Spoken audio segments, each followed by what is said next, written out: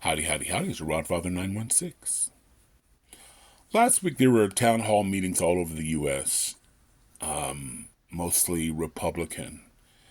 And members of the House, and I think there was one senator who led these meetings, didn't anticipate the anger and the rage from their constituents at these meetings. I'm not sure if they're more angry at Donald Trump or Elon Musk. But there's a lot of anger.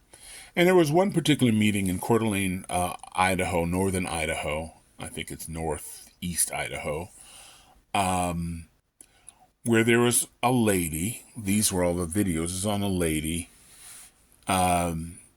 And she had a lot to say, as people do at the meetings. Like, if you've never been to a meeting, you're going to go, well, these people are rude. They're not, they're just shouting out things, and that's just how it is. Particularly because people are emotional, they're angry, and when a politician sort of grandstands and doesn't listen to the other constituents, they fill in the audience. And they become more angry. I mean, I've been going to these places. I was 15. I'm 17 now. But for a long time. So this is norm. This is just how it is. But there was one man who came because this one lady, like I said, she was quite vocal. And he told her to stop it or she was going to jail. And so she was going, who are you? And they kept going back and forth. And all of a sudden, there were these young men. I think they were in their mid to late 20s, maybe early 30s, started pulling on her. And so she started to scream in these videos saying, who are these people? Because there's nothing that says they're from police department. Nobody has a badge on. Nobody has a coat on or a hat that says sheriff department or police department or security. They were yanking this woman. And the audience sat still. They did nothing. Some complained, but no one did anything. And they dragged her away. Black people, Mexicans, or Hispanics, because not everybody is Mexican, outraged. Black women were outraged that nobody helped her. I was outraged because these men could have taken her someplace and we never see her again except on some photo that she's been missing for days. Why didn't anybody run to her defense? And so I thought about it. I was talking to a friend early this morning from Wisconsin, a good friend of mine. And she goes, Rodfather, white women are not used to doing that, running to defense of other white women, unless it's, a family member or a friend. They're not used to it, where women of color have to defend each other. And she went on, and I went, well, there's truth, because I was in management many years. And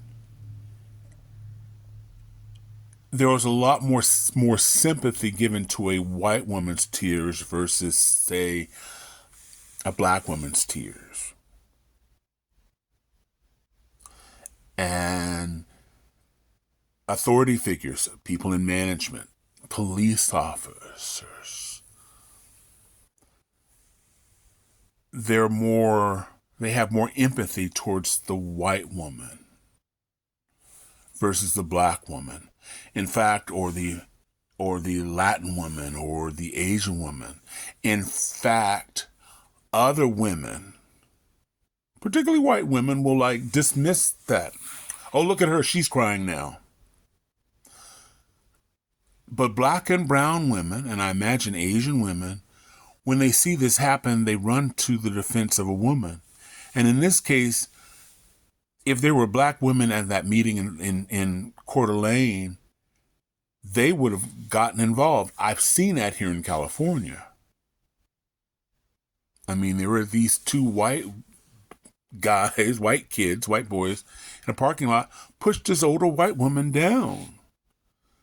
She was mouthing off at them, and they figured nobody was looking. It wasn't important. And these these two sisters got out of their Suburban, I think, and they caught up, and they beat those boys in that parking lot. And they ran back and helped the lady and asked if she was all right, and called the police and got their license, even after they beat them up, got the license. White women are not used to doing that. I mean, there's a lot of power in this country behind the tears of a white woman. Only thing a white woman could point back in the day and say, that black woman, Emmett Till, looked at me, flirted with me, and his life is over. White men have gone to jail because of an emotional white woman. But a woman of color is not to be taken serious.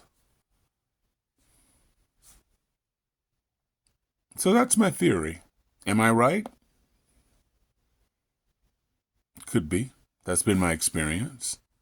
Doesn't mean I'm right, but that's a theory. And when she told me that, I never thought about that, but that's been the truth.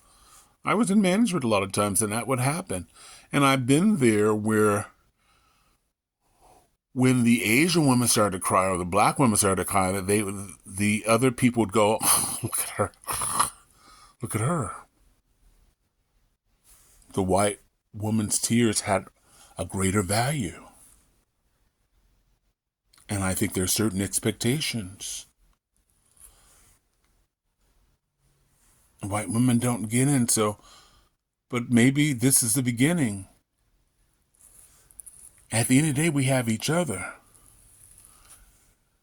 That woman, that woman in Idaho, was she doing too much, being extra? Yeah.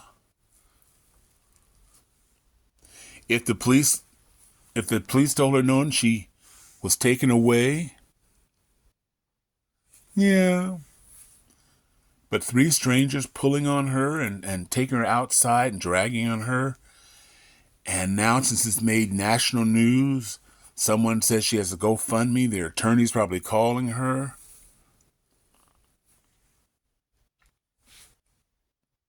If you haven't already, I'd sure appreciate if you like, subscribe, follow, all of those things to help me grow this channel. Algorithms have changed. I'm going to have to do that because my numbers have gone down and I haven't quite figured it out. So a friend of mine hopefully will help me later on today. But if you have a channel and you notice a down swipe, particularly on Facebook and Meta, you may want to get in there and fix that. Meanwhile, this is Rod Father wishing everybody love, joy, peace, and happiness. These are my opinions. I'm not the master of the universe. These are just my opinions, not to be taken too seriously. Wishing everybody love, joy, peace, and happiness. Thank you for watching if you made it towards the end. Bye now.